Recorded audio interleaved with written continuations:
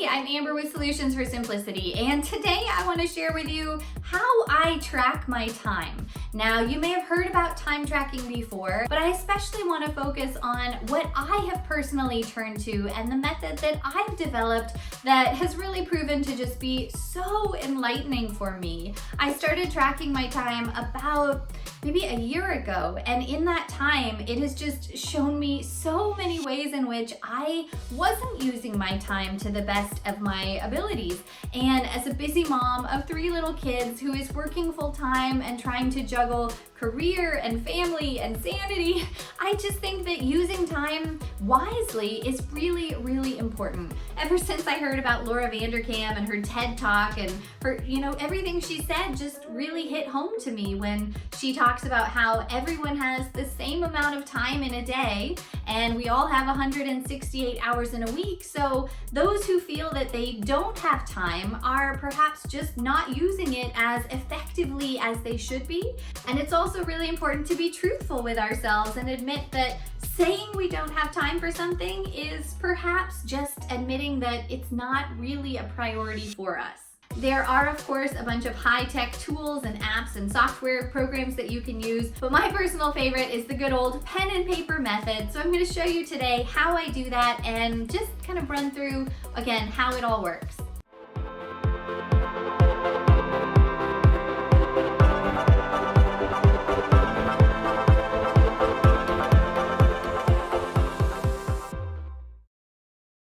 Hi, I'm Amber with Solutions for Simplicity, and this channel is all about helping you simplify your life, helping you find ways of doing what you must in order to maximize the time you have for who and what you love. If you're new to my channel, I'm so glad you're here. Please take a minute and subscribe down below. Don't forget to ring that bell so you get notified every time I make a new video. And if this video helps you, please be sure and give it a big thumbs up. Now, whether you use a high-tech time tracking software program or the pen and paper method depends on 2 different things. First off, it depends on how precise you want to be. For me personally, rather than tracking every single minute of my day and relying on myself to remember to push start and stop at the beginning and end of every different project, I just like to kind of recap at the end of the day for myself and recall where I spent my time or how my time was divided during the day that I just finished. So if you want to be more precise, then you might go with a high-tech tool, or if you're okay with rounding things out a little bit and being a little bit more general, I think that's more than good enough. The second thing it depends on is your personal preference. If you are just really, in love with the high-tech tools and gadgets, then definitely go with one of these more automated programs or applications. But if you are like me and you prefer something tangible, something that you can, physically write down and do and feel and look at with your own eyes all the time, then you might prefer the pen and paper method. And again, even within the pen and paper method, there are so many different ways that you can track your time, but I have personally developed one that I think is fairly unique, and I want to jump in now, show you how I do it, and hope it's helpful to you as well.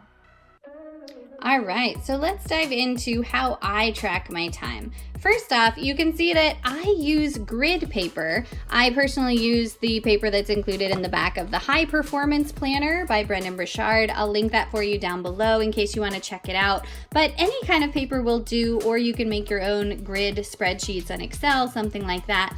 So what I do is first start off with the basic graph, and I put the hours on the y-axis and then the days of the month along the x-axis and the days of the week over here.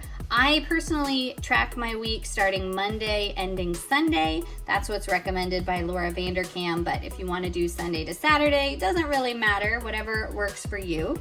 And then I have different categories of things that I track. And so the number of categories that might be relevant for you can be different. I am a busy working mom, and I'm also a professor. I have this little side hobby of the YouTube channel and website, Solutions for Simplicity, and then just tons of other obligations and responsibilities and opportunities that I, try and squeeze in as I can.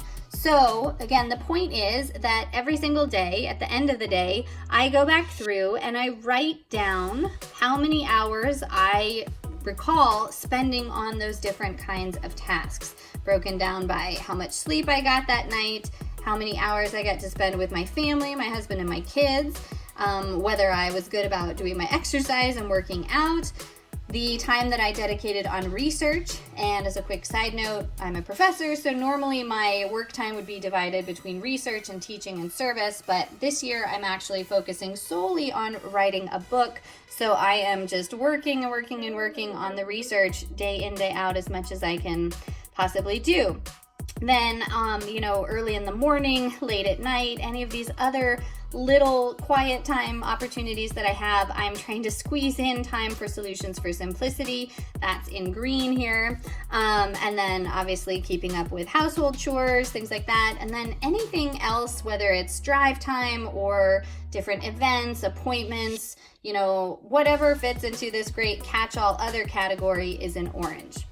Now, I do want to underscore that, it's up to you what categories you track. Maybe there's just one big project or one area of your life that you want to keep tabs on. For me, there are a lot of different things, and obviously the categories that might apply to you are different. If you are working or not, if you have kids or not, or, just whatever is important to you, the possibilities are endless. So think this through and have at it. From here, what you can see is that it gives an immediate visual depiction of where my time has gone that month. And as you can see, there is immediately that classic trade-off that all working moms or working parents face, where the work hours are here in the light blue. I try and work a lot during the week. This day I had something that came up for the family. But I try and work a lot during the week, and then on the weekends, I am trying to do very little, if any, work, and instead maximize the time that I have with those that I love. Now you can see that my sleep kind of fluctuates. I average maybe around 7 hours a night, which is a lot more than I used to get as a mom of little kids. And obviously some nights, some days are better than others. Depends on whether kids are sick or something like that. But exercise, I was doing all right at the beginning of the month, kind of fell off the bandwagon when we all got sick here towards the end of September. That's just life. But again, big picture, you can see that I'm trying to figure out where my time goes, and I love having the different colors and the physical feel of reflecting on my day by writing how many hours I spent on each of these categories, at the end.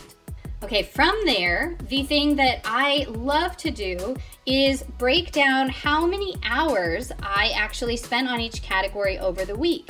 And so what I will do at the end of every week is go through and calculate the time that I spent for Monday through Sunday on each of these different categories. And you can see, for example, that week 1, I got 48 hours of sleep. I spent only 29 hours with my family, which was really, really hard. I was really good about working out. I didn't get as much research done as I needed to do that week, but I definitely stayed on track the following weeks.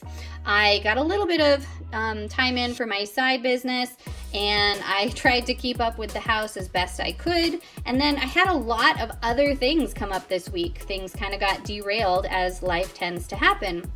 But here's then the big point.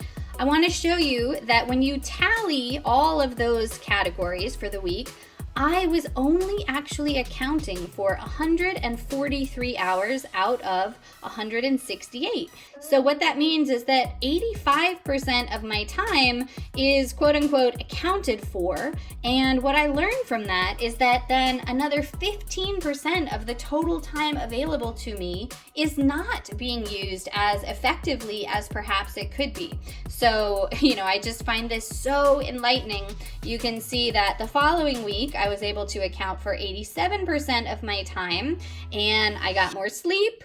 I spent way more time with my kids. I got my work done. I still got more time in on the business, and the house kind of slipped in these weeks, as everything is that inevitable trade-off. Overall, I just find this method to be so helpful and simple. It takes me maybe 2 minutes at the end of every day to just sit down and reflect on all of this, and that allows me to just keep going during the day as opposed to stopping and getting distracted by having to check in with one of these time tracking software programs.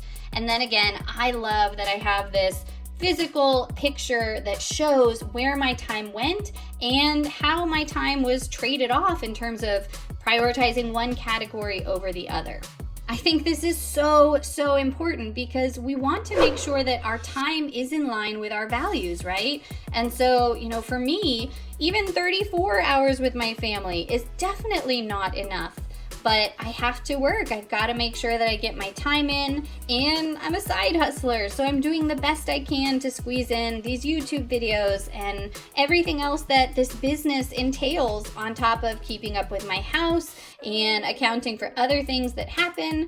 And in this week, then you can see that it came at the cost of some sleep. So, life is just about what we choose to do in the moment, and there are always ways for improvement. I don't want you to get discouraged. I just want you to understand that tracking your time can be so enlightening and so helpful for figuring out where and when you're gonna make time for what really matters to you.